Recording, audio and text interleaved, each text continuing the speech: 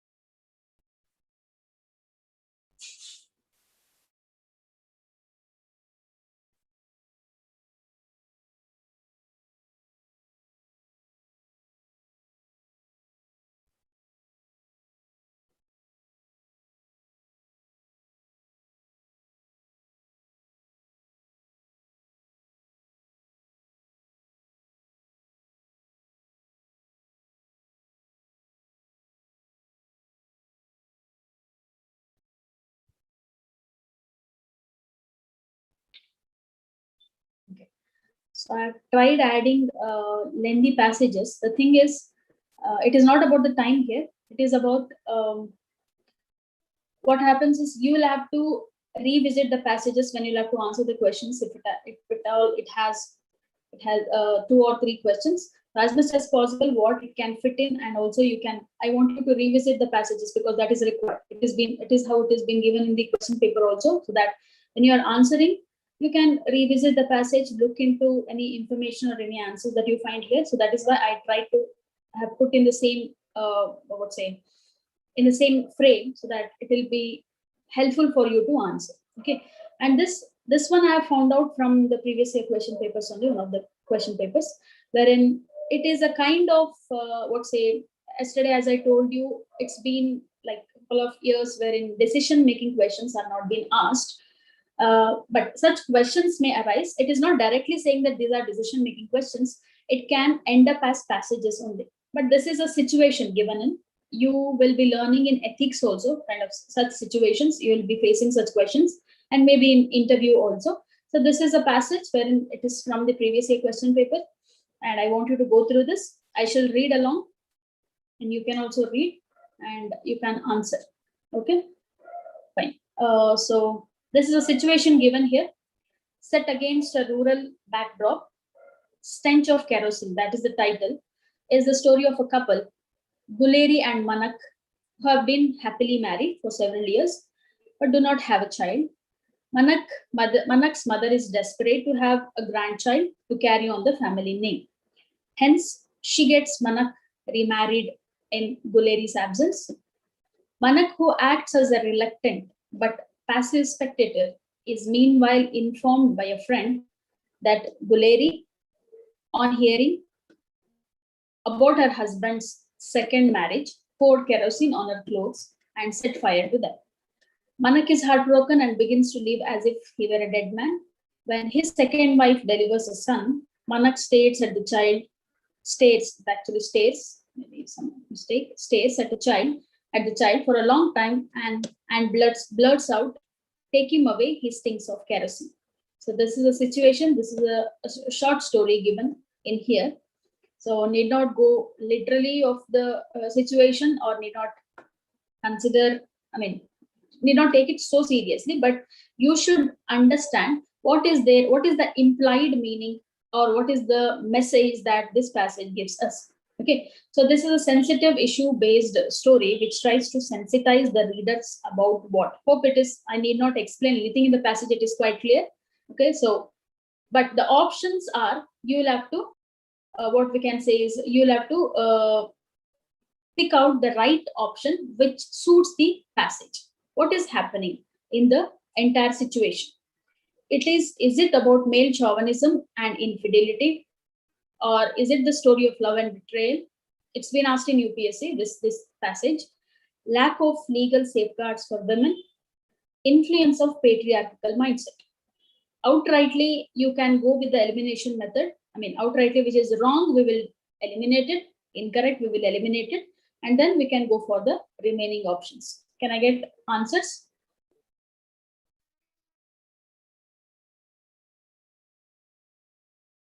Without you answering, this session would not go. So, see, one thing is that you can take number of test series question papers and you can sit and practice. And this is what you are going to do.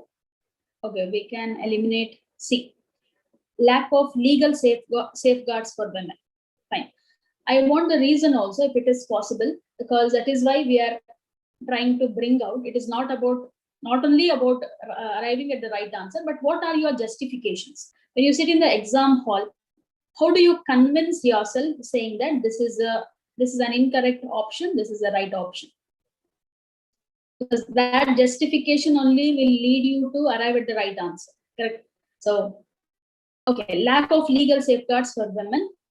So, Dr. Preeti says so.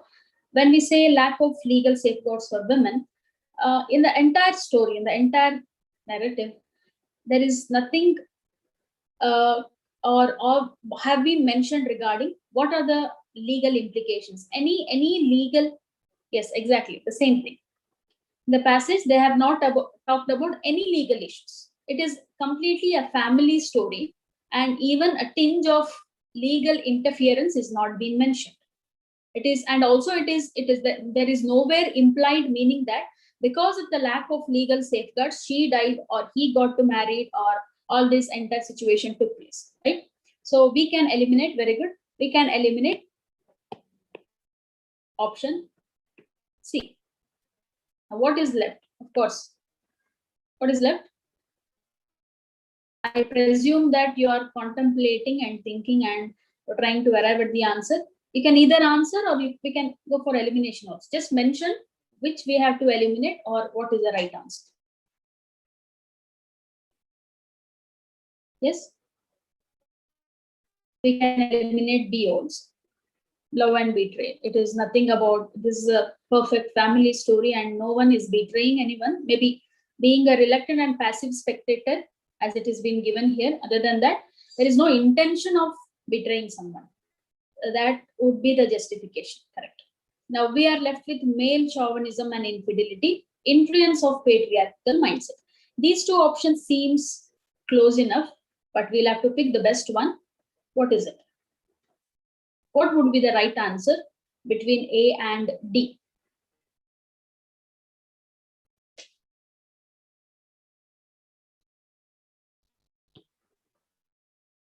We can go for D.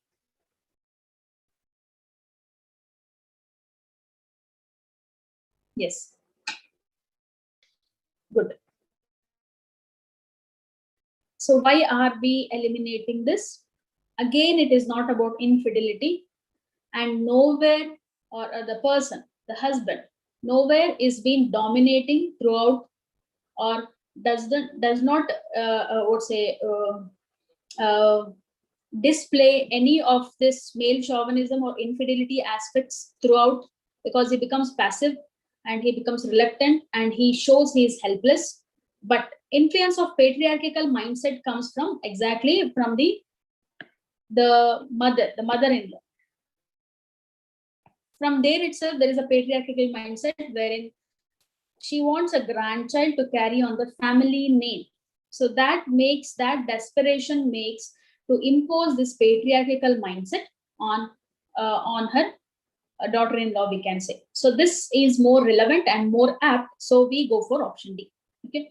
So I've been telling the same thing. So it is not about you cannot answer. You can sit, take a couple of passages and sit and solve. So we are just having a discussion, a brief discussion. That's all. Okay. So this is a very light, what we can say is easy going class. We take something, we'll discuss, and you can bring your justification. So all that matters is more than me speaking here and reading. I want your interactions and your views and opinions. That matters most. So I've been stressing on that. Hope you get it. Okay. Now, next one.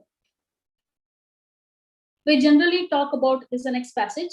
We generally talk about democracy, but when it comes to any particular thing, we prefer a belonging to a caste or community or religion. As long as we have this kind of temptation, our democracy will remain a phony kind of democracy.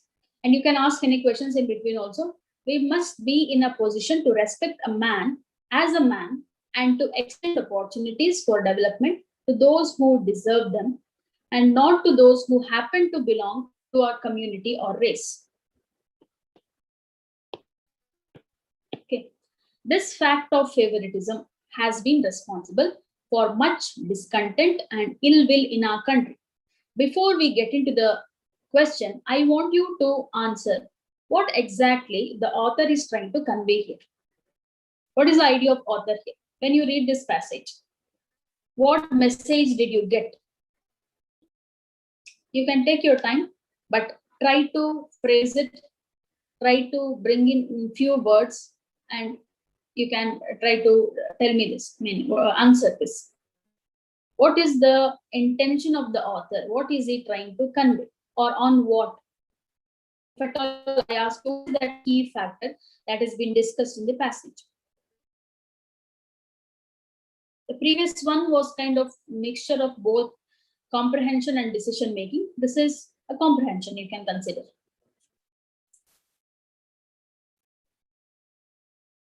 Yes.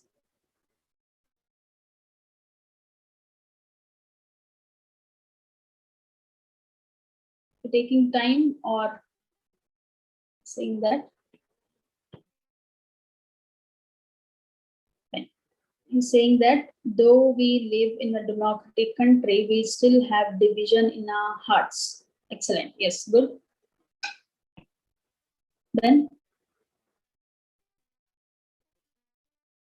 so we all talk about democracy. Democracy is, it belongs or it consists of all the people, irrespective of caste, creed, or community or religion. This is what the idea of democracy is. But though we talk about it, we prefer, ultimately, we say that we are from this. We want democracy, but we are from this group, this sect, this religion. So as long as we have this kind of temptation to get back to our roots, and even though saying that we want democracy, our democracy will remain a phony kind of democracy. It is not true. Pseudo, we can say, right?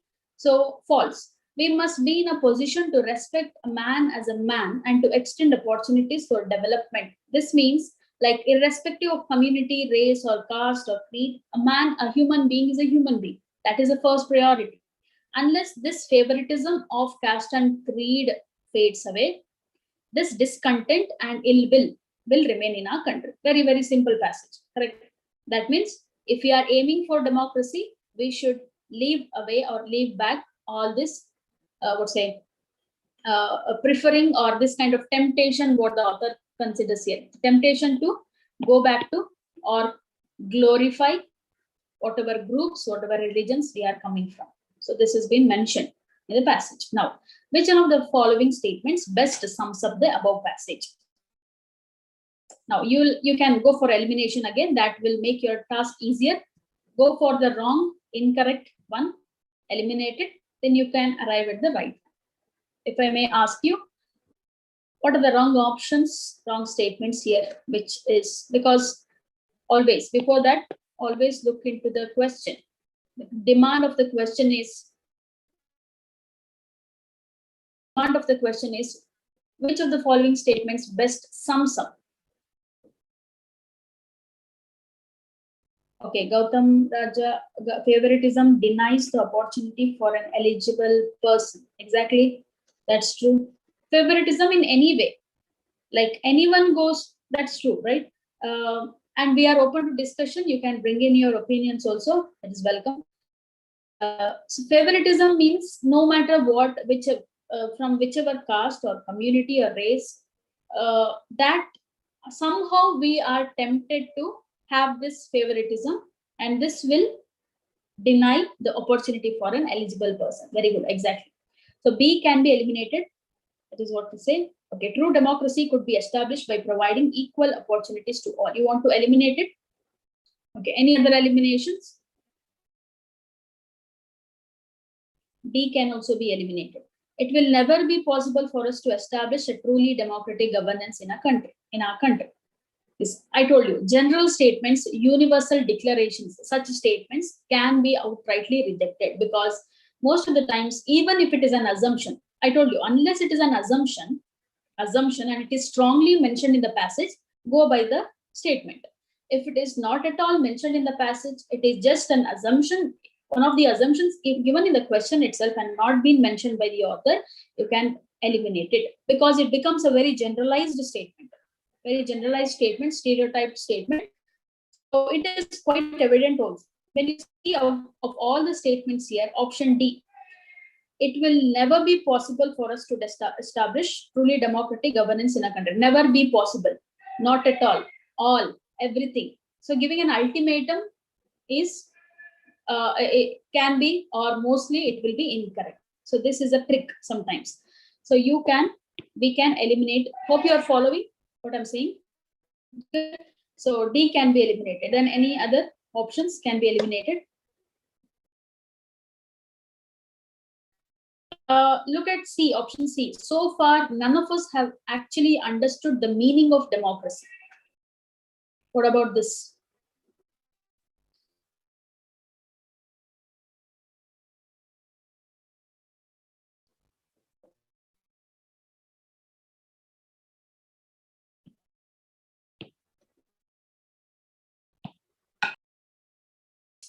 Answers.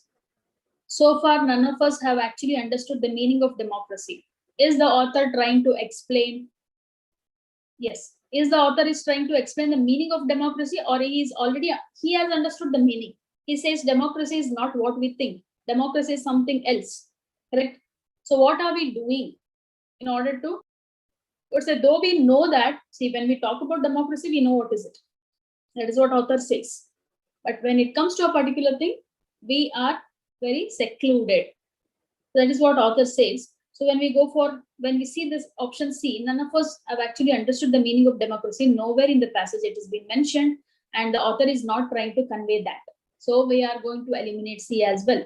Now between A and B, a country has a lot of diversity with its many castes, communities, and religions. Could be, yes, we know that it is a fact. But where it is mentioned in the passage, is it anywhere mentioned in the passage? Did he start the passage like that, or the author did the author start the passage?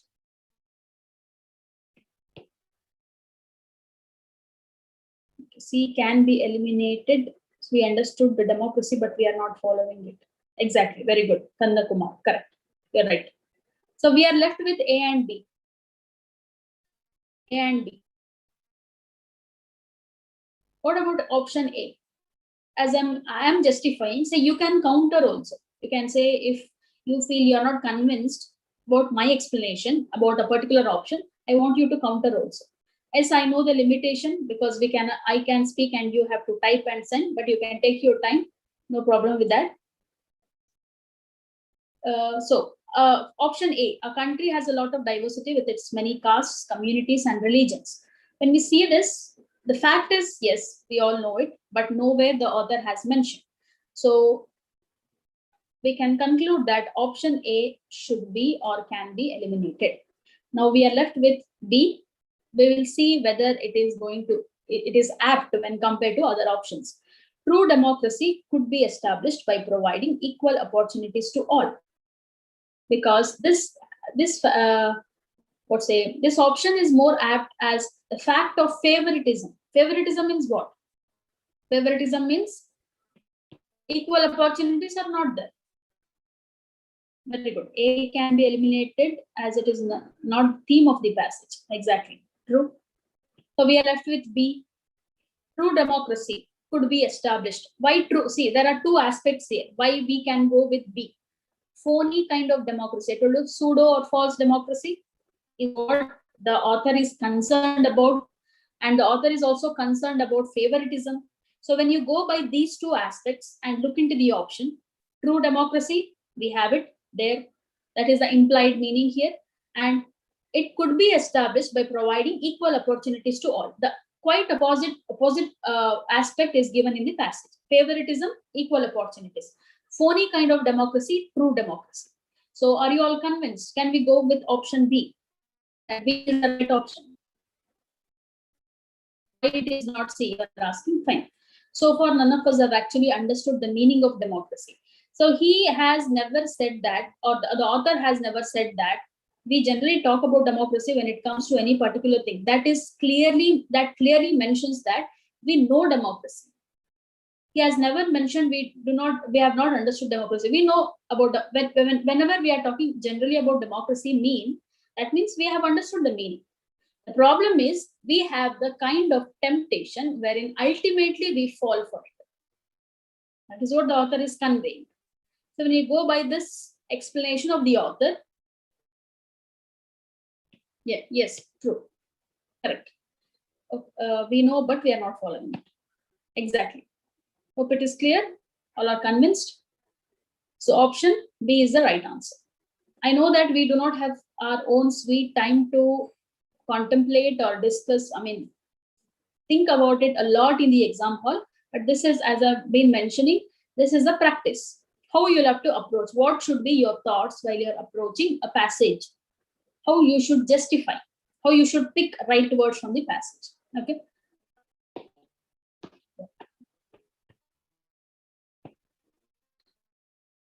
The next one. Hope the screen fits and you can see. The ultimate aim of government, the next passage, is not to rule or control by fear, not to demand obedience, but contrary, to free every man from fear, that he may live in all possible security. In other words, to strengthen his natural right to exist and work without injury to himself or others. The objective, I think it should be objective. I'm sorry. The objective of the government is not to change men from rational beings into beasts or puppets. It should enable them to develop their minds and bodies in security and to employ their reason unshackled. So, see, these kind of passages are quite intense and deep when we see in the exam hall because of panicking, because of stress. Even though we have the capability, we have the capacity to understand when we are sitting in a free environment, there is a difference.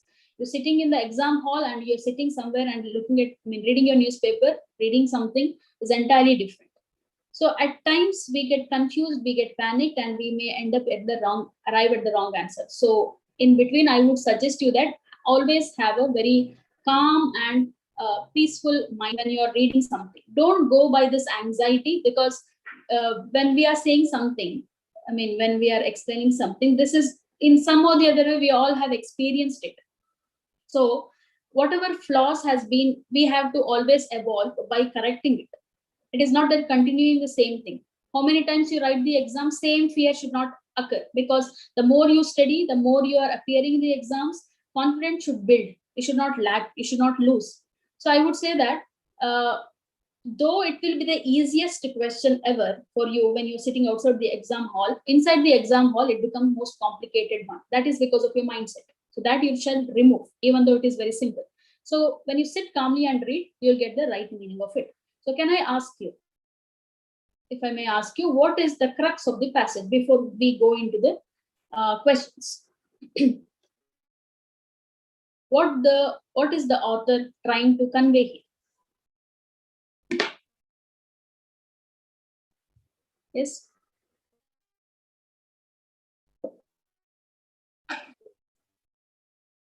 Can we say what the objectives of the government should be? What is the final goal of the government should be on the people, towards people? That is what the author is trying to convey. And is also the author is also mentioning that how it has to be done, or what should be the aim and how it has to be done, and what happens. Uh, uh, uh, uh, Little consequences also have been discussed here. So the ultimate aim of the government is not to rule or control by fear, nor to demand obedience, but conversely, or contradictory, on the contrary, but to free every man from fear, that he may live in all possible security. So no fear, no demanding obedience, or no authoritative regimes should end up. It is about providing security. That should be the aim of the government, and strengthen his natural right to exist. We have fundamental rights. We fight for fundamental rights, but beyond before we reach fundamental rights, we have all our natural rights. First, to exist. How are we existing? Correct. And to work without injury to himself or others here mean injury can be considered as being detrimental or harmful. So whatever task we are doing, we should make sure that we are safe. Likewise, what we can say is the others around us also. So the objective of the government is not to change men from rational beings into beasts or puppets. People can think. Yesterday we discussed what is being rational. You have given various examples or meanings you have derived. I hope I believe that you might have checked the real meanings of those words. Correct. So not changing from rational beings into beasts or puppets. That should be the objective. We should not change people like this, but it should enable them to develop their minds and bodies in security. Though it seems like quite utopian, and less likely that the governments will be really okay with that. But when we see this part, I mean the entire passage, this looks fair enough. Not to control people by fear. Okay, now hope you are following what I'm explaining. So straight away we'll go to the options or the question. Which among the following is the most logical and rational inference that can be made from the above passage? You can eliminate, you can go by the elimination method, and then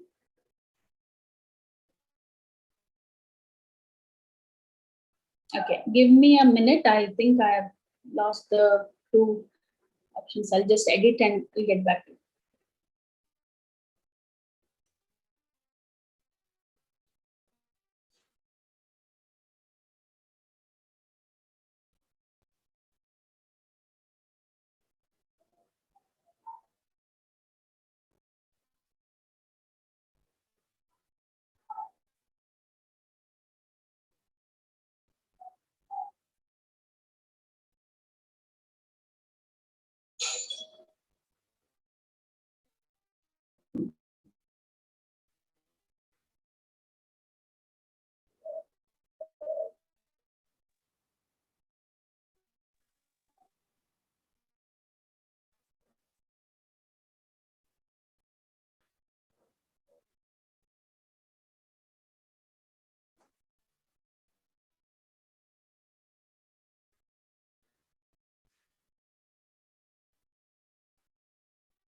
Hope you can see.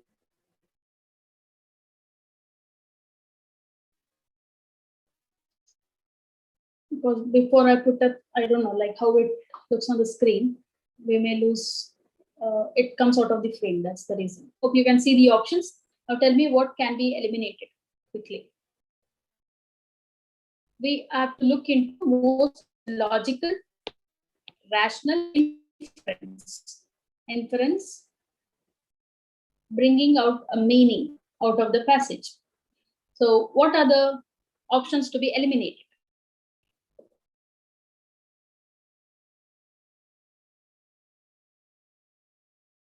Or if you want to answer straight away, you can go for the right answer also.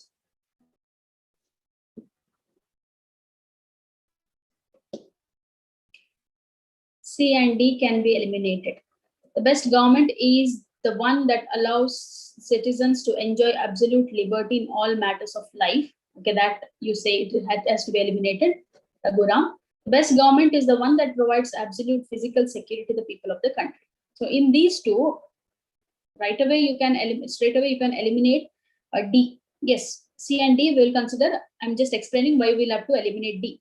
The best government, there is nothing nowhere mentioned what it has to be best or worst government. It only speaks about what should be the aim of the government. In that case, we can eliminate both C and D for that reason. Okay, why D? Because the best government is the one that provides absolute physical security to the people of the country. What is physical security? Can government have all bodyguards to people? I mean, not going by the passage, even if it is going by reality, other than the author's opinion. No, this seems quite irrelevant to the passage, so we are going to eliminate it. Then C also, the best government is the one that allows citizens to enjoy absolute liberty in all matters of life. There is nothing called as we all know in reality, called as absolute liberty. Liberty itself is with certain restrictions. You'll be learning in constitution, polity, what is liberty, right? So government is not, it is not supposed to allow to have enjoy absolute liberty. That is also in one case reality, but not going by the reality, only going by the author's opinion. When you see, there is no such thing that authors mentions about this in all matters of life. So again, I told you the tricky word, all generalizing statements you can eliminate. Correct? So this is one trick. When it is generalized or universal such statements are given, you can eliminate. Now we are left with A and B.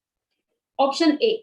The true aim of the government is to secure the citizens their social and political freedom. Second, the primary concern of the government is to provide absolute social security to all its citizens. The thing is, the author is somehow trying to convey what should be the aim of the government, but he is very particular about the exact aim. So whether it is more about social security or is it about the social and political freedom, which is more apt here among these two, between these two, A and B?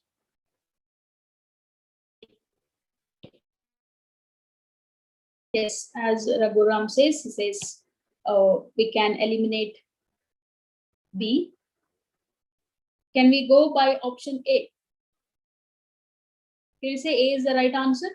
The true aim of the government is to secure citizens their social and political freedom, because throughout the passage, the author speaks about free every man from fear. Okay, do not change men from rational to puppets. Puppets means you don't have freedom. So it is all about freedom in the passage, given in the passage. So we can say that the right answer should be correct. Right answer is A. Correct answer is A.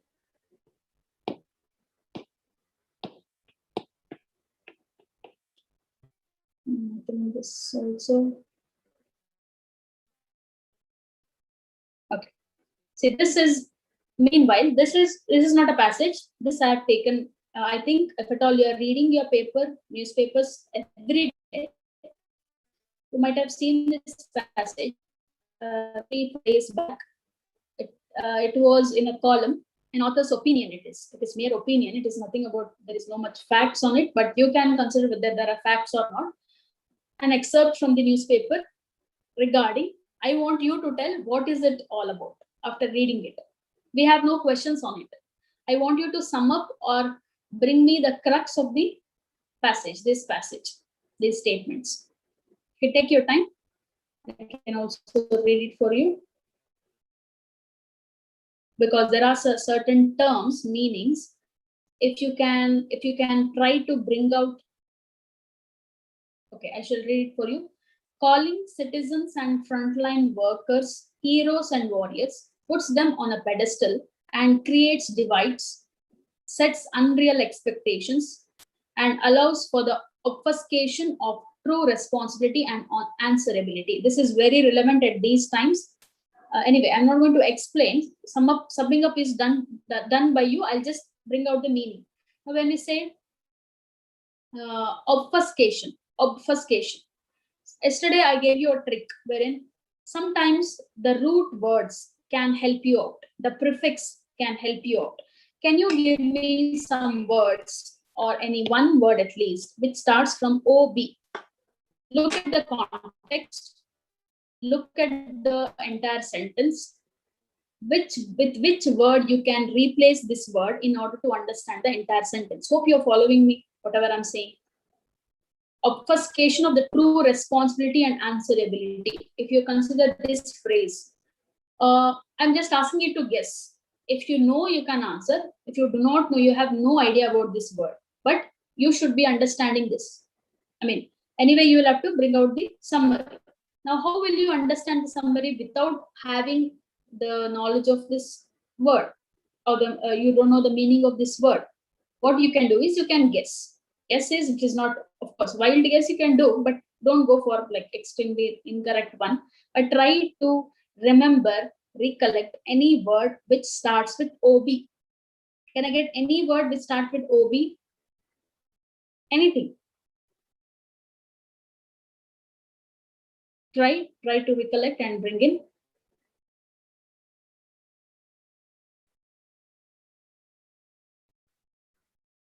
Anyone?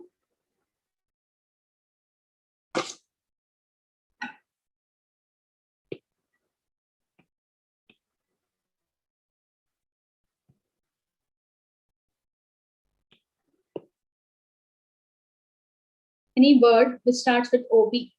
Have you come across the word called as obscure? Or can anyone tell what is the meaning of obscure?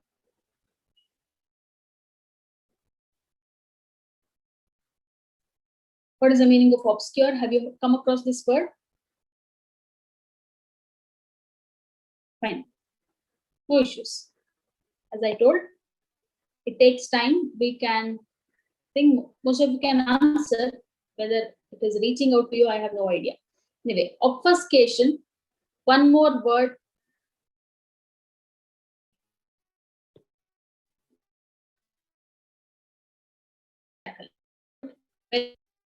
Uncertainty. Okay. You're trying to guess the words, is it? Okay. Obstacle, uncertainty. Obscure is obscuring the facts. Means closing, creating a shadow, concealing, closing. So obscure is closing up. Unseen, very good. Unseen, correct. So obfuscation also has a similar word. Why I told you, you should try to, if you do not know the word at all, try to bring out or try to bring in some of the similar sounding words I mean, and also the prefix. OB is the prefix here, if at all we can consider, right? So obfuscation, obscure, obscuring the facts. Obscuring means covering up, unseen, hidden, all these meanings comes out. Now you just replace the simpler plain words in here and again read the sentence. Calling citizens and frontline workers heroes and warriors, puts them on a pedestal and creates divides, sets unreal expectations, and allows for obscuring of true responsibility and answerability. That means obscuring is, or obfuscation is covering, closing, hiding of true responsibility. Now, what is the meaning of this sentence? In these times, in this testing times, we make heroes out of those who are working, especially maybe doctors, maybe frontline workers in the sense, any workers like who has to take up in, any citizens also who has to take part in, maybe every day we see that people come to collect garbage, right, from municipalities, right, in our towns, villages. So they are doing their work. Doctors and nurses, and all the essentials. So considering them warriors and heroes, making out heroes and warriors out of them can create, this is the author's opinion, can create divide. It will make to set an unreal expectations. Okay, they can do, because they are also human beings like us, correct? So we can sit at home, we are supposed to sit at home, they are doing for us, and we just glorify them. That doesn't mean that they are something, or they are someone who is entirely different from us. They also have same vulnerabilities, right?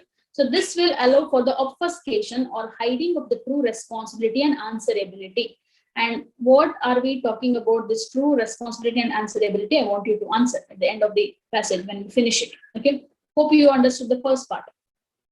When we designate someone as more than human, a curious thing happens. We focus solely on their achievements and attribute to them parts that we believe they have, and we don't, as I explained.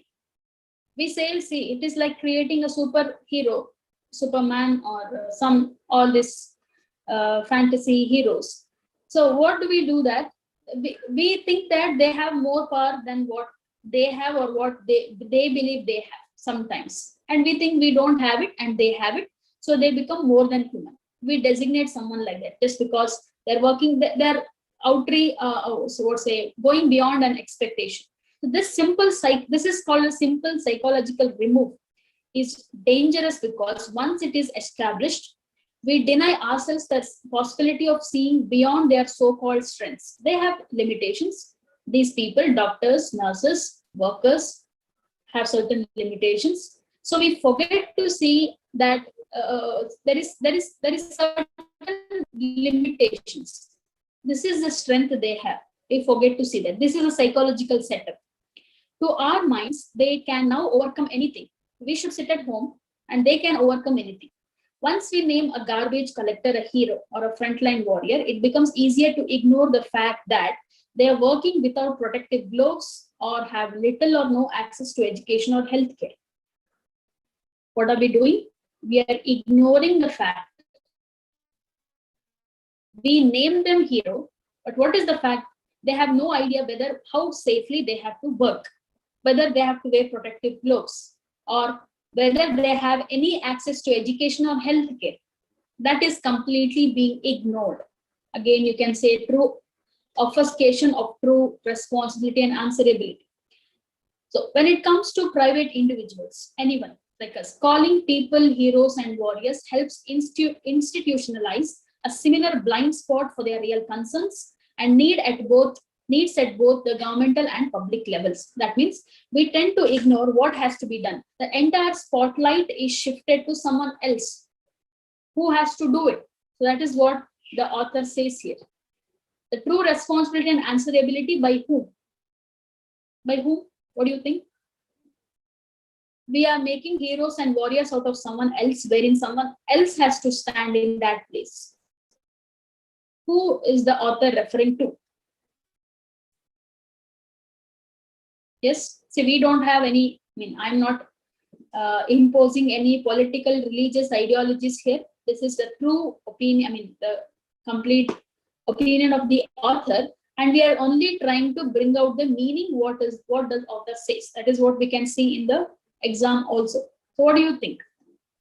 What is the author? I have not brought the entire article here. This is how the random passages can end up in the exam. So what do you think the author is trying to convey here? Who has to take responsibility? Where has the spotlight has shifted to workers and warriors? Rather, it has to be somewhere else. Who is responsible and answerable?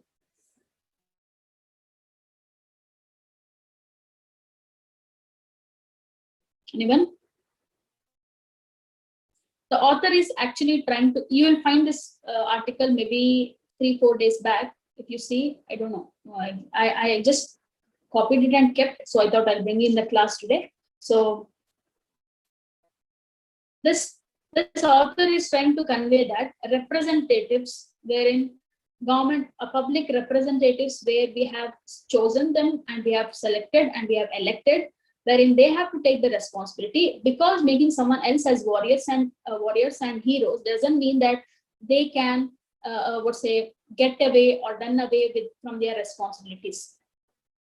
So limelight or the spotlight should not be turned away like this, shifted like this. It is there. So responsibility and answerability is still there. Doesn't mean that we are, this means, see, for the very first line says that unreal expectations, more divide. So they are one set, we are one set. Who are inside the house, we are one at one side. Who are working, they are on the other side. So they have to do all the work. That expectation becomes higher. Okay. The expectation become higher and higher, and we tend to forget the fact that they are also human being like us, someone like us. They can also have an option or choice of sitting at home. Just because they're doing their part, maybe anything, because of the need, because of the inevitability, because of the pressure or the obligations, that is seen, that is quite appreciated also. The sense of gratitude in citizens, that is there, but that doesn't mean that the other set can escape from the responsibility. This is the idea of the author. This is the summary of the passage. Are you getting it? So when you read certain articles in the newspapers, you should get the exact meaning out of it. You should, as I told you, you should read between the lines, and your thinking should be into different horizons. Should diversify your horizons. Only then, or else you'll be more biased, more inclined to one-sided ideas. And on the other way, maybe there are other articles wherein they say that yes, this is right. What we are doing is we have to appreciate. Appreciation is fine. The author says appreciation, here it is not mentioned in the entire article. Appreciation is okay, but this is not accepted. This tends to make the other representatives or the public representatives to forget their responsibilities. Hope it is clear, and hope you have understood this passage.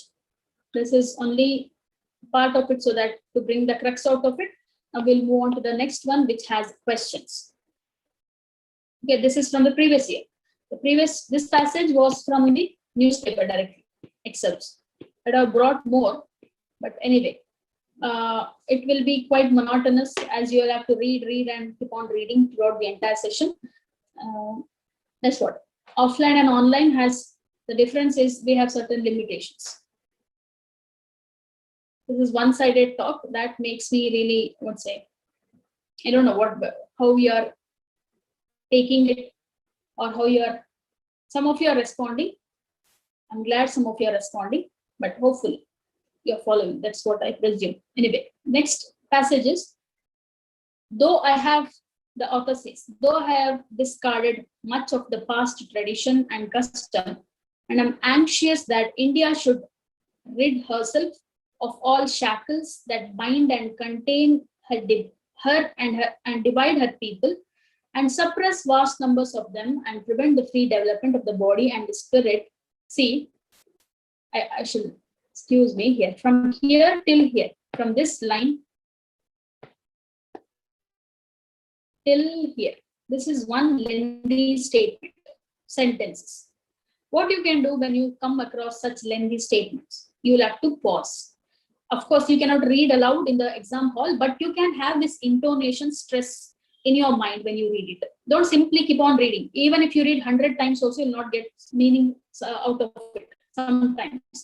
What you can do is, you can give a pause, give some intonation to the reading. Though I shall read like this, though I have discarded much of past tradition and custom, pause. The author says he has discarded tradition and custom. And I'm anxious that, pause, India should rid herself of all shackles that bind and contain her, pause, and divide her people. Again, one more pause. That means he has discarded it. He is anxious. I'm sorry, I should be gender neutral. The author is anxious that India should rid herself of all shackles. Shackles means chained up. The shackling is what? Binding or tied up. Okay, India is mentioned as in a feminine gender. So India should rid herself of all shackles that bind and contain her. Contain, stop. Contain means stop. Limit herself. Contain her and divide her people. Still, the sentence continues. okay, and suppress vast numbers of them. What is them here? Them means people again, okay, and prevent the free development of body and the spirit. Though I seek all this, yet I do not wish to cut myself off from the past completely. Highly contradicting statement. Initially, the author says that he has discarded everything. He does not believe in past tradition and custom. He don't like it. The author do not like it. And he is also, meanwhile, he is also anxious that the India should rid herself of all the shackles.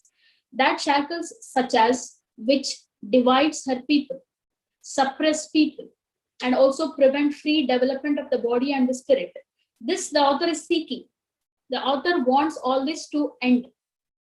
All this to end, because there is something called as, because of the past tradition, because shackles means she is bound by old tradition and custom. This is leading to all this dividing and suppressing and all that. Okay, the author is seeking this. Yet again, the author do not want to completely get off from the past. Still, he wants to remain in the past. The author wants to remain in the past. Why is the author saying this? We will continue. I am proud of that great inheritance that has been and is ours. And I'm conscious that I too, like all of us, am a link in that unbroken chain, which goes back to the dawn of history in the immemorial past of India. This is such a beautiful passage wherein, yes, it is contradictory also. The author is trying to convey that the author has discarded, and the author is also giving an explanation that because it is there is a reason for discarding this past tradition and custom, because India is being shackled because of this very reason, tradition and custom. That is why it is shackled or chained. But meanwhile, the author is equally proud of that great inheritance. See, the saying goes like this: we should not bury our heads in the past glory. Burying our heads is different, but when we know our past glory, we are proud of our history and inheritance, our heritage. We should be conscious about it. That doesn't mean that we should be blinded by glory, past glory. Past it was there, yes. India was rich in heritage and culture and everything, resources, whatever it is. It is true. But what has happened today? Long back, I saw a meme like comparison. During early civilization times, India or this region, Asiatic region, was such a country wherein it had advanced in medicine, science, and astrophysics, and you name it. So there were all these aspects India had aced already. By the time the rest of the world were still integrating themselves, okay, bringing themselves together. There, the other part of the world, what now so-called developed countries, what we say, if you consider Finland, if you consider Norway, if you consider Sweden, these were considered by Romans as barbaric. Barbaric means uncivilized. By then we were already civilized. We had civilizations here that was happening, correct? That was thriving. And we were also advanced in so many aspects. They were with superstitions. The rest of the world were with superstitions. In India, we had already aced it. Now it's been reversed. We had that past glory, but we have buried our heads in that past glory. We are not trying to come out of it. We remain there. So evolving is not happening.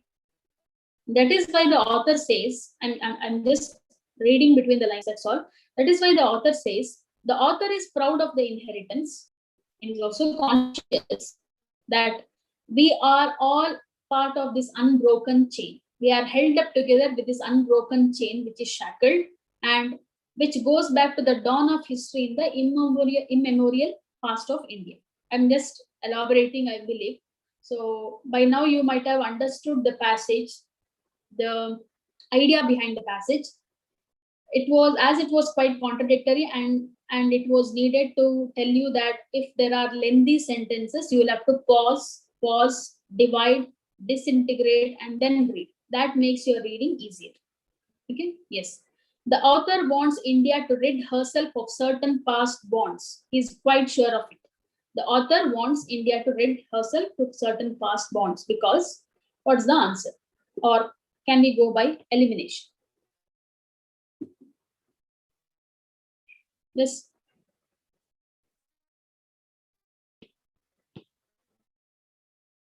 Okay, Raghuram says D is the answer. Consider option C. He is not interested in the history of India. Is it so? Is there anything mentioned? Okay. I believe most of you are answering what is the right answer. Very good. So I'm just going by elimination. He is not interested in the history of India. Nowhere it is been mentioned. He's proud of the great inheritance. Obviously, the author is interested. So we are eliminating option C. There is not much to be proud of. No, less likely this statement will be apt with the passage because he is proud. The author is proud. So he is not able to see the relevance of the past. He sees it, and that is why he is comparing. The author is comparing. So we are eliminating A as well. Now we are left with option D that says they obstruct her physical and spiritual growth. Why should we get India should rid herself of certain, not everything, not all the past bonds. We need it. We need this heritage, but certain has to be get rid of because it will obstruct. Obstruct here mean limit the physical and spiritual growth. That is the answer. So D is the right statement. Okay, good.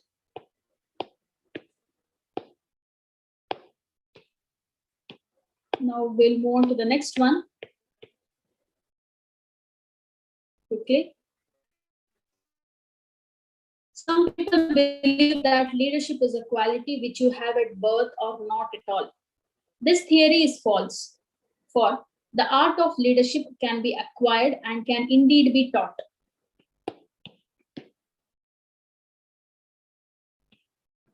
Can be acquired and need be taught. This discovery is made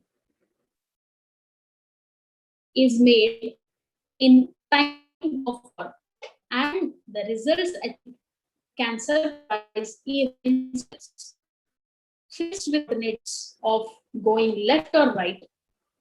Every soldier soon grasps that a prompt decision either way is better than an endless discussion. A firm choice of direction has an even chance of being right, while to do nothing will be almost certainly wrong. In a very few statements, a very excellent message has been given. So if I do not explain the passage and if I may ask you directly the answer itself, what do you say? Or if you want to go by elimination, we can do, or you can do in your own pace, but you can directly answer what is the right option. Yes.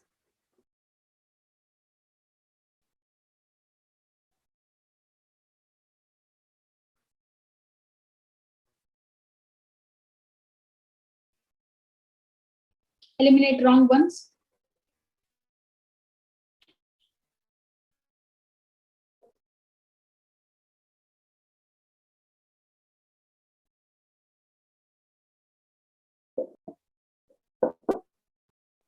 B.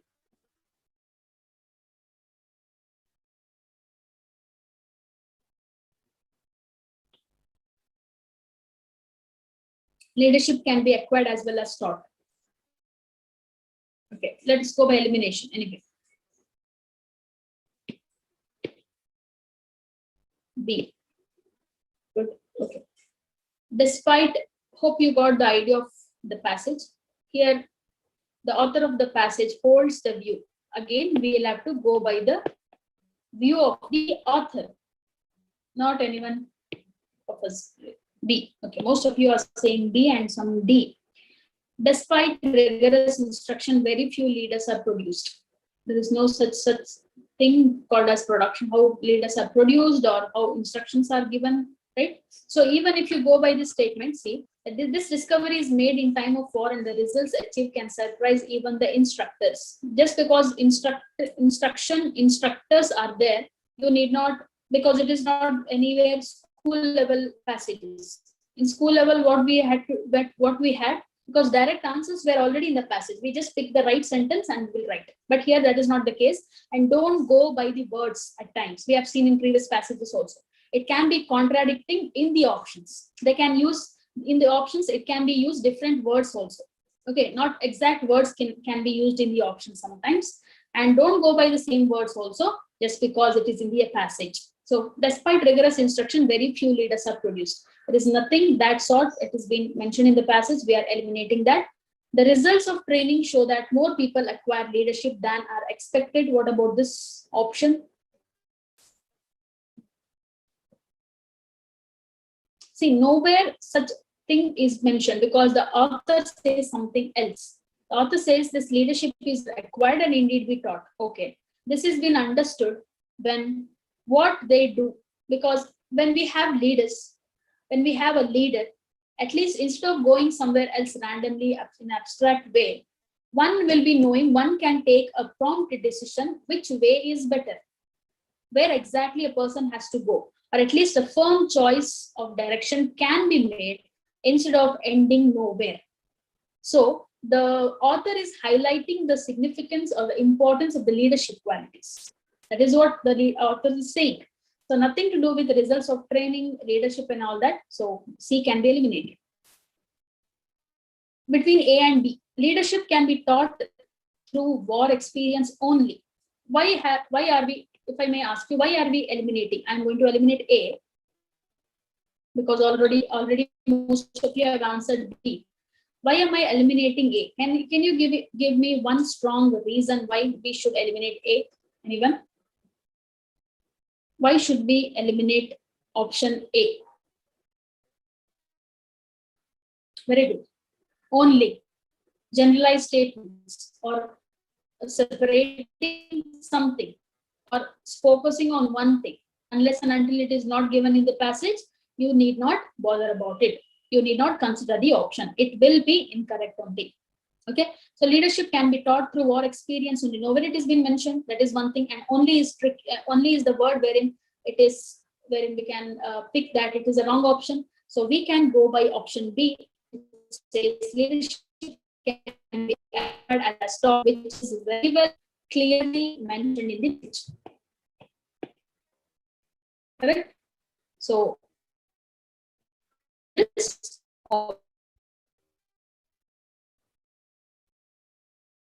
one actually of previous question. I just found this article. I just found this passage. I made a question. This is very and more question. I also want to throw one more question at you. That after reading this passage, I want you to tell me whose ideology this could be. One of the great personalities in India spoke about education, and you can guess. You can guess also after reading the entire passage. Okay, this was the crux or the summary of the ideology of one famous personality who spoke about education. Even today, his works are timeless and it is relevant, and we still follow such education system in India today, which has become a model. Okay, so go through the passage. You want me to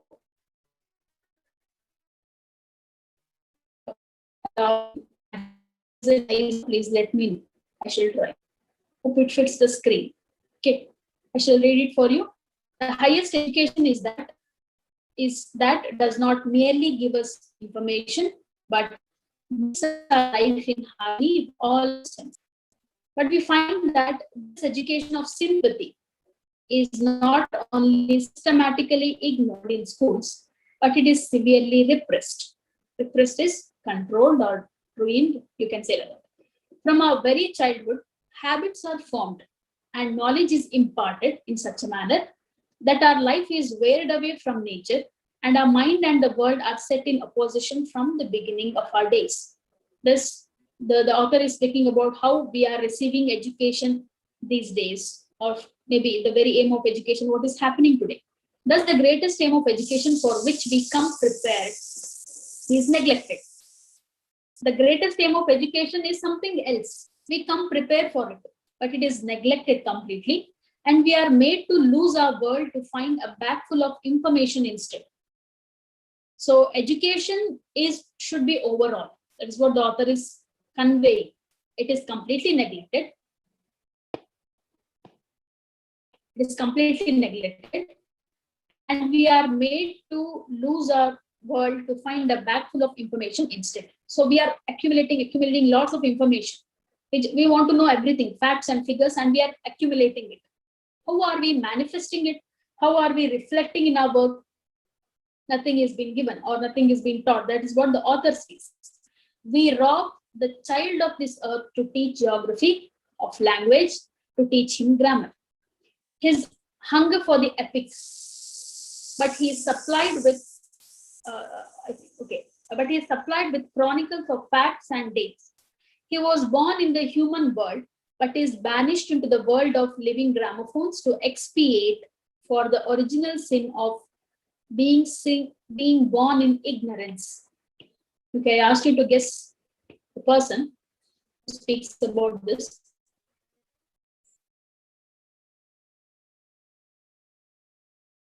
And one more thing is, I want to correct this sentence. Consider this as one same sentence. Teaching grammar for epic, but he is supplied with chronicles of facts and dates. Okay, this is what the author says.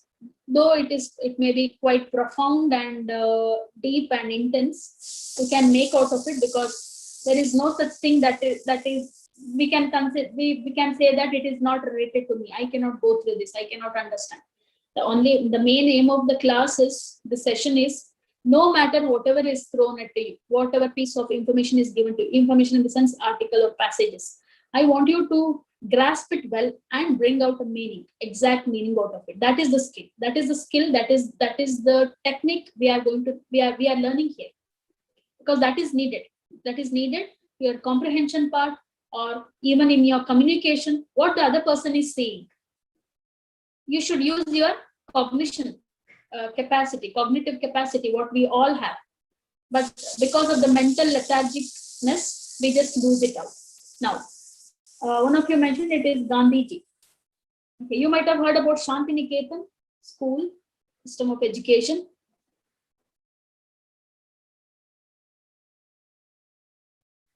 How can you relate?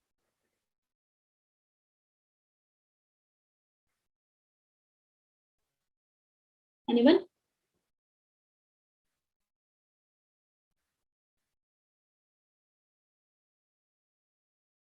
Yes, Rabindranath. Gurudev, what we call Rabindranath Tagore, correct.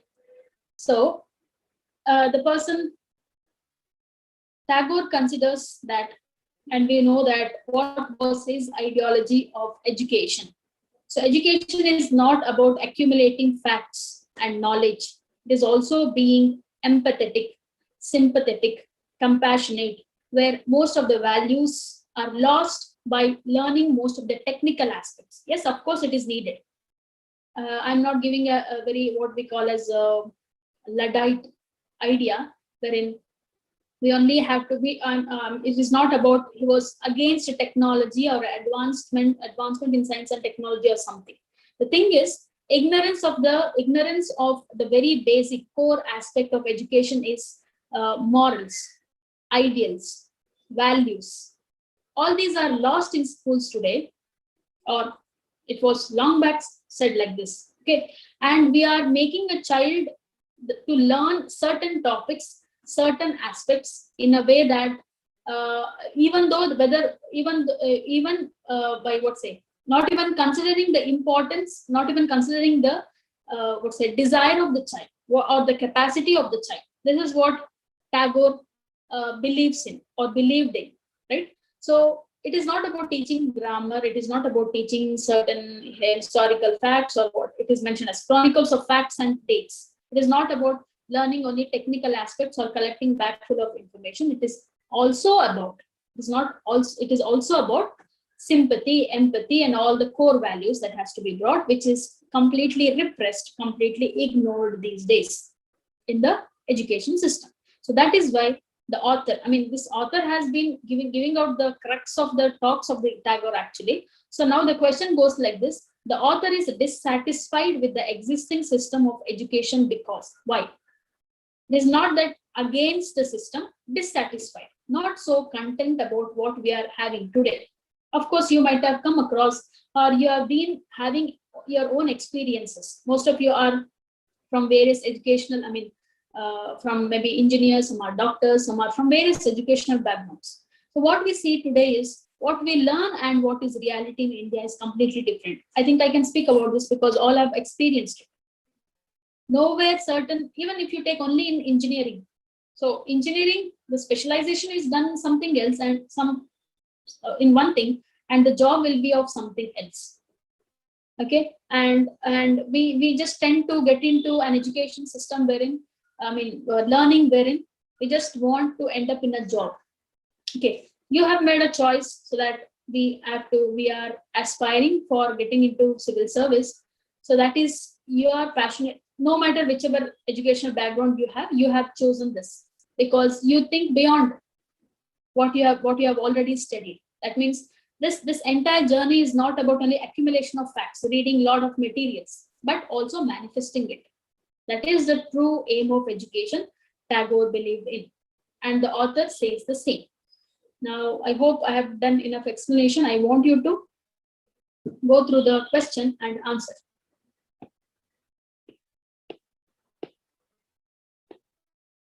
What do you think the answer is?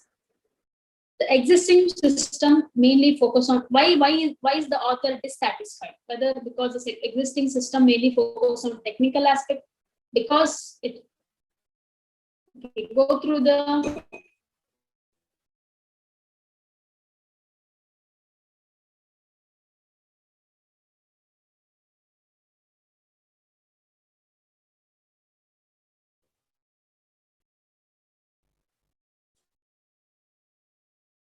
A, B, D. Okay, I get different answers. C can be eliminated. Okay, C can be eliminated. If you mentioned, it creates divide between rich and poor. Why are we eliminating this? Because nowhere it is mentioned regarding rich and poor. The entire passage focuses on education. What the consequence could be, this could be, but it is not mentioned in the passage, right? So we can eliminate C. Okay, answer is D. The hunger for knowledge is not sufficient. Some say answer is D, some say elimination can be done. Okay. Well, we'll lessen the burden here. So we are going to eliminate option C. Now we are left with A, B, and D.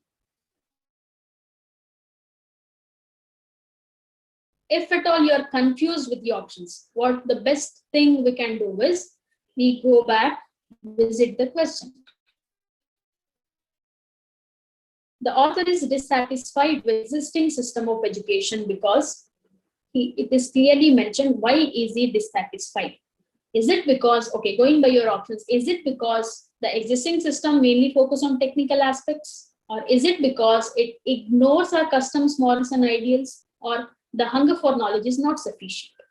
Though all the three options may be right if you go without the question, if you go along with the question, which option seems perfect or apt?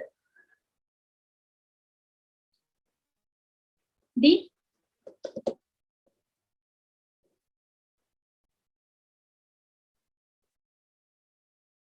I can wait for a few more minutes so that you can answer.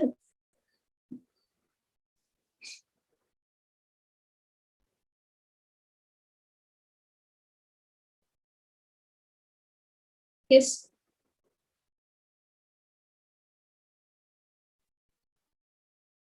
If you want to read the passage again, I will bring it.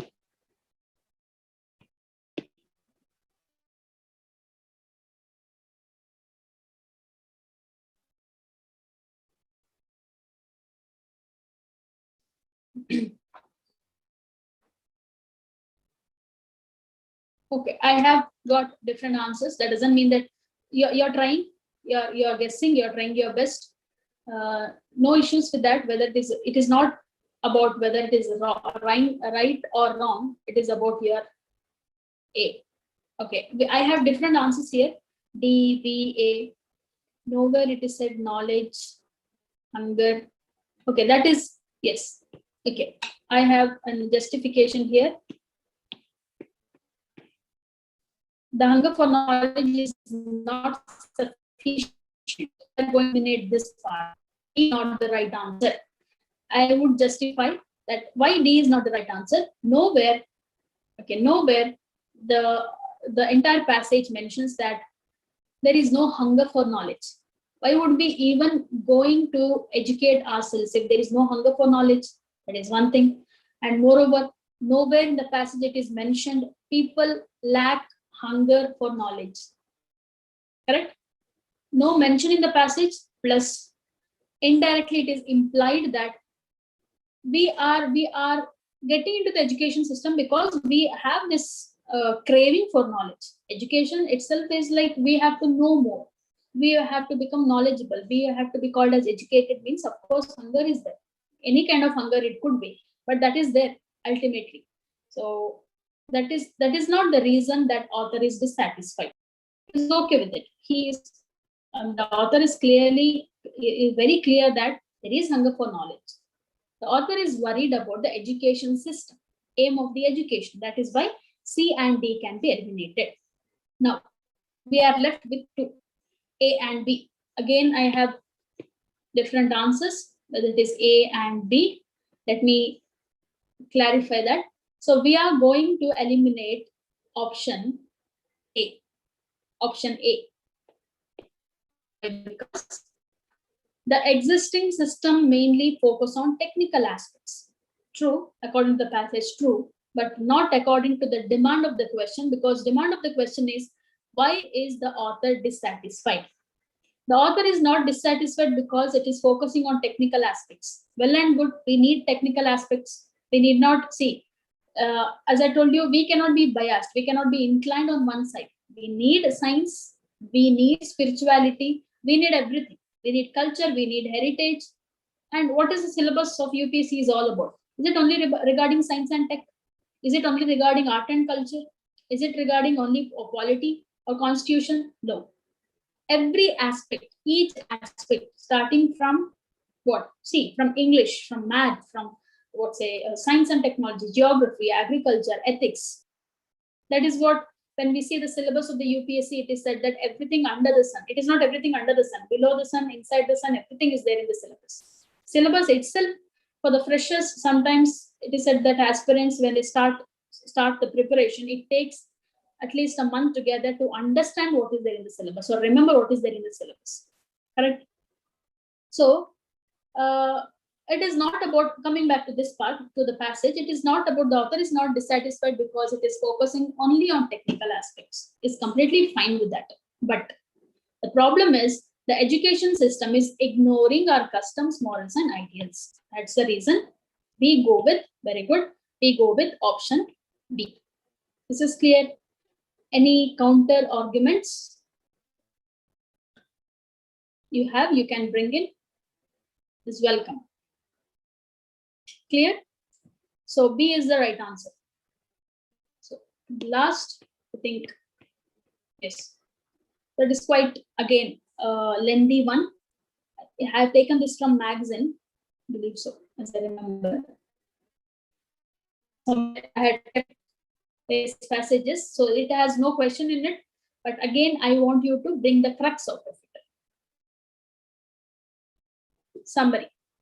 What do you understand with this passage?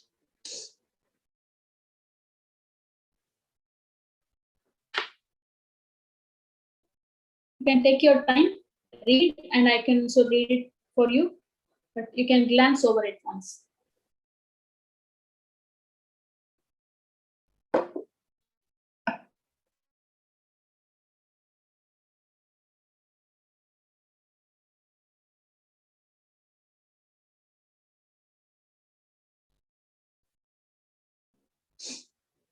Okay. Religious freedom is a paramount importance, utmost importance, not because it is about religion, but because it is about freedom. The characterization by the US Commission on International Religious Freedom organization of India. India has been characterized by this commission as a country of a particular concern in its annual report. So US in its one of its commission in its annual report, it mentions that what kind of country India is when it comes to religious freedom. That is how the article starts. And it mentions the way it has been, India has been portrayed in this report is not entirely surprising according to the author. It's not my personal opinion or somebody else. It is about the author, from the author. It's not entirely surprising considering its dim and known views about sectarian violence and aggravating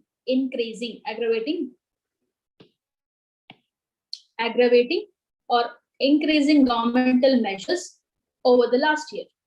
The Indian government not only repudiated in the sense refused the report or denied the report, but also ridiculed the USCIRF. Now, going by the first paragraph, here it is said that one US commission has defined India as the country wherein it is focusing or it is portraying its sectarian violence, communal violence, and because of the aggravating, increasing governmental measures indirectly over the past few years or the last year. And it is not so surprising, the author says, because it is very evident. And the organization has not given good reviews about Indian government when it comes to religious freedom. That is what it says. And Indian government outrightly has denied it, and it was also ridiculed. They are not ready to accept whatever the commission has said regarding religious freedom in India. Further, we will go to the next paragraph. The US has used arguments of freedom, democracy, tolerance, and transparency as tools in its strategic pursuits, but there is no proof of any uniform or predictable pattern of enforcement of such moral attributes. What is the meaning of this? On what basis US government or US Commission has defined India as a country which lacks religious freedom? It has used parameters such as freedom, democracy, tolerance, transparency, and all this. There is no proof of any uniform or predictable pattern of enforcement of such moral attributes. This is what the US government says, or the US Commission says. The process can be selective and often arbitrary in spotlighting countries. Can be. The author also finds that the process can be very selective. It is focusing on particular countries. Not all the countries of the world US has been focused. It has taken up India's very vulnerable, weakest point, that we are known for religious communal violence in one or the other way. It ends up, no matter what.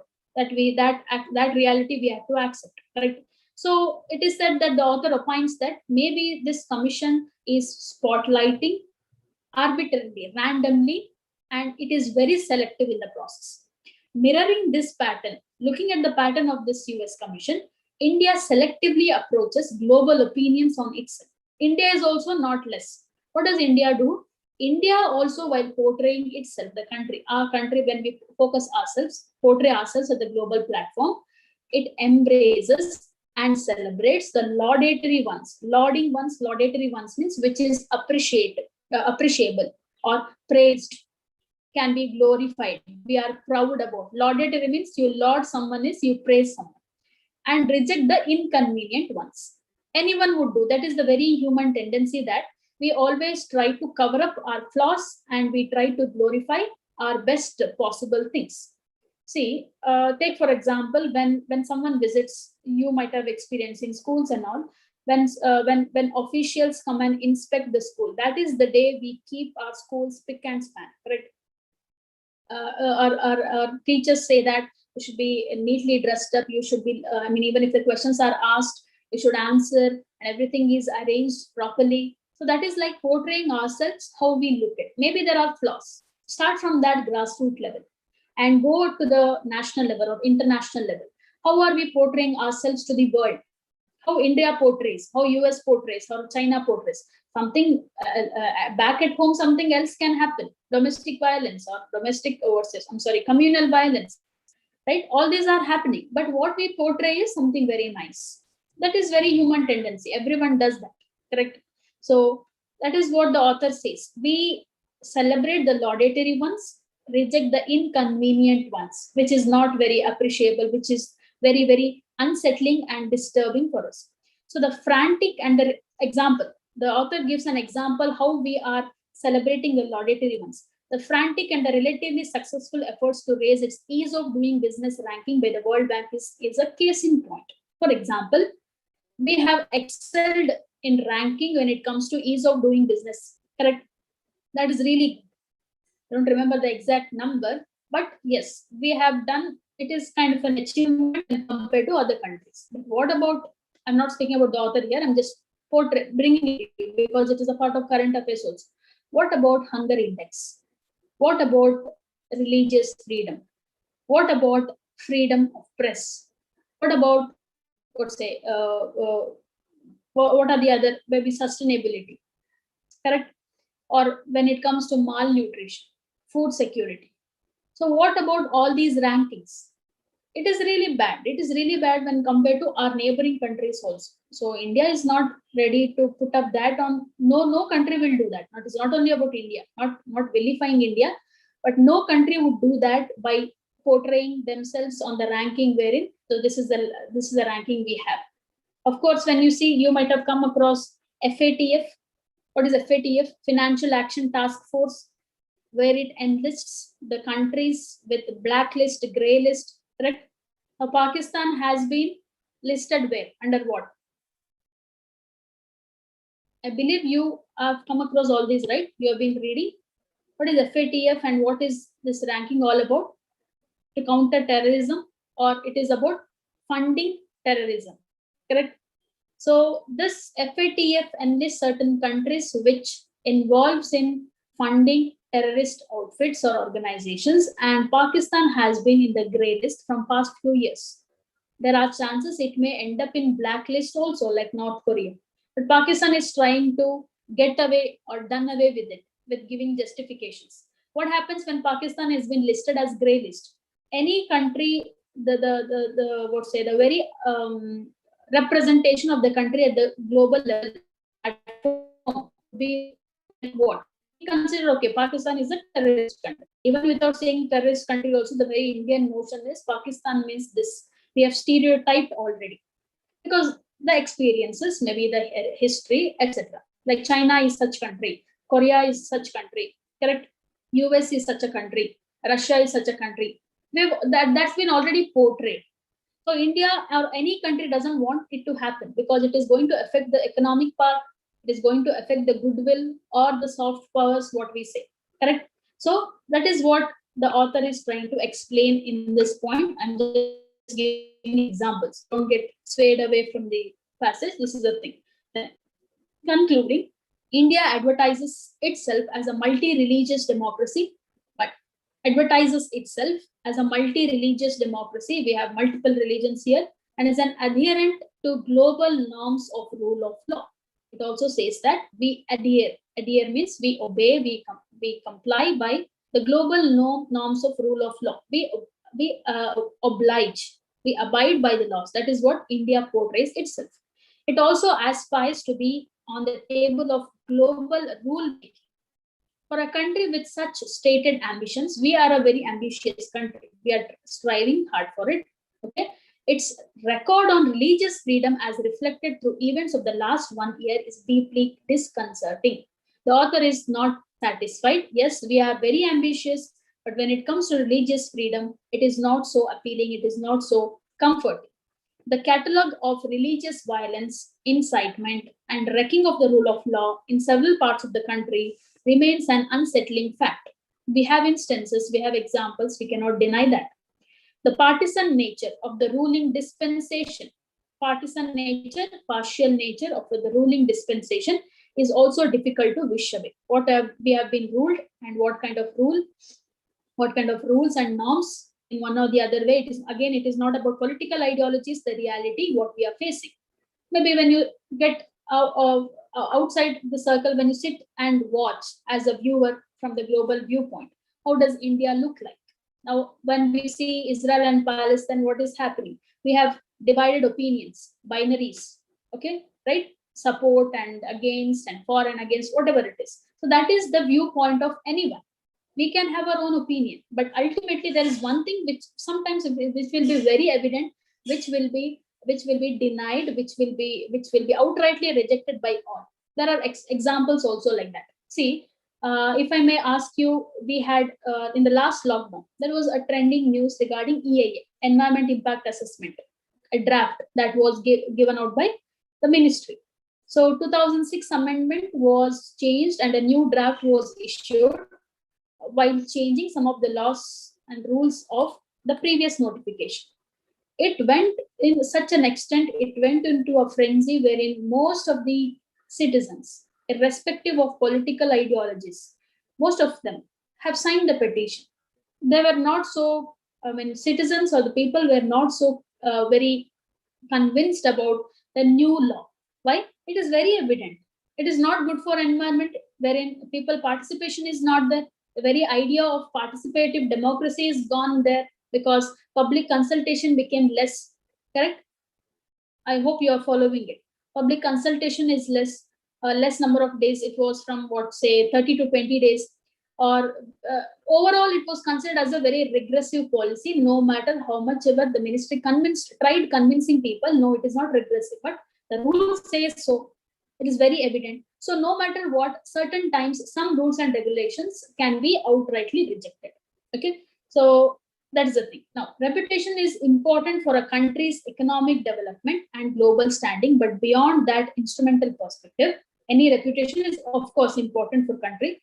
Rule of law and communal harmony are essential for any functioning democracy. Though we are aspiring, though we are ambitious to portray ourselves as the best economy or growing economy or best country, because we are, as the author says, we aspire to be on the table of global rule making, someone who makes the rules, right? We also are trying to strive to get into Security Council, to get a permanent membership. So when we are aspiring like this, when we have certain flaws, we have to retrospect what is happening inside the country. This is what the crux of the passage. There are actually, this is very deep and intense. I'm just giving a surface level ideas, and you should be, when you read it, you will increase your horizons of thinking. Why it is like that? You can support this author. I mean, the opinion of the author. You can reject the author only with the mere facts and what we call as rational thinking. And that is how we develop thoughts or evolve with thoughts while reading. That is why reading matters, especially right thing. Reading the right thing, which improves your knowledge. That is what I wanted to tell. This is the crux of the passage, and I believe that taking up more passages will be quite monotonous. By now, you know how to grasp, how to approach, and all that requires is to read more. Clear? So hope you have been following throughout the session. I think that is all we have today for today. If you have any queries, anything to ask, you can start. You can go with the queries, anything related to reading comprehension. And one more thing I forgot to mention yesterday regarding the materials you will have to follow, or if you want to have any materials. See, if you ask me personally, you can buy books, but instead of buying books, I would say that read newspapers and magazines which you already have. Try to bring out the meaning of it and practice at least 15 to 20 years. Oh, sorry, not 15, 20 years. From 2011 we have, right? From 2011 question papers, try solving. You have plenty of time. Try solving the passages in the given. First give priority to the previous year question papers. Try to solve all these passages first. Then take up some. If you have any online test series, I'm not even asking you to spend more. Just take up some test series. Try to solve it.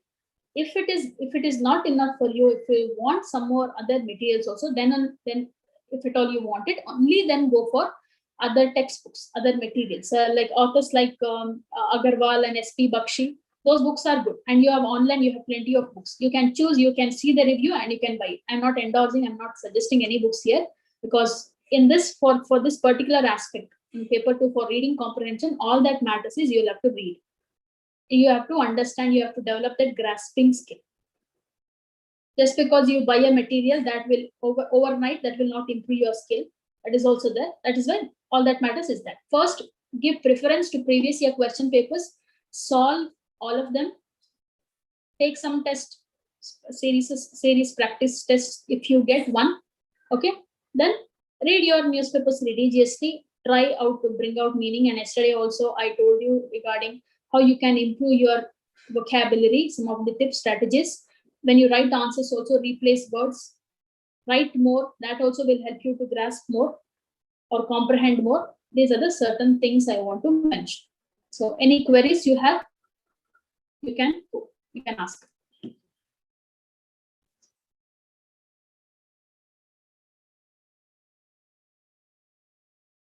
I believe that you have been benefited with the session. You have by now you have some idea to approach the comprehension part, right? Any queries?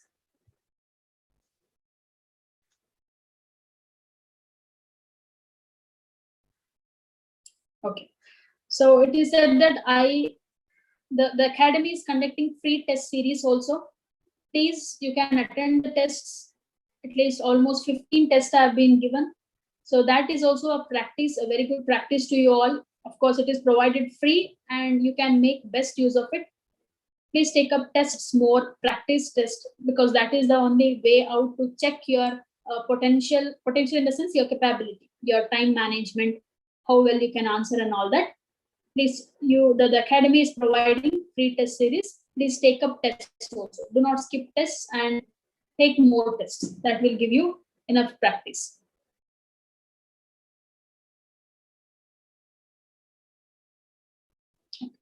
In this, we need to accept the author or we need to go with our idea. In the sense, no matter what, especially because, see, this was the last one, I just took it very general because I just wanted you to know how to read the article and what you are trying to grasp. But when it comes to reading comprehension, always go with the author's opinion, nothing to do with your opinion. Yesterday I mentioned this. This is the first thing you'll have to remember. Any ideologies are irrelevant when it comes to comprehension. Unless, see, if it is an ethics paper, yes. Mains, yes. Okay, but not in paper 2, that is CSAT. It is all about the author, not about you. Not about your opinion. Only about the author. That is what I wanted to say. Because the question also goes like that. Questions for, say, for example, what is the logical inference, crucial message, rational inference in this passage? Of course, it is from the author's viewpoint only. Always.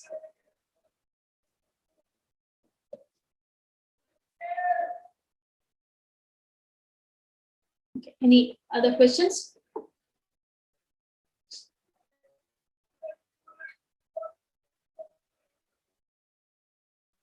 Any other questions?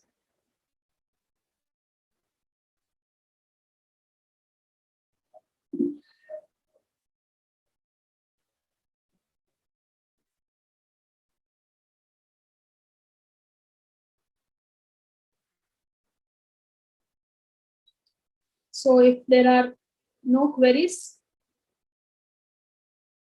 or things are clear to you,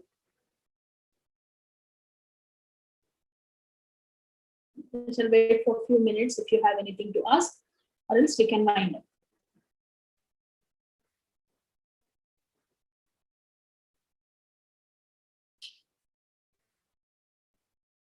Well, okay. Anyway, thanks. Thank you so much for interacting well, cooperating really well. I believe you have followed both of the sessions.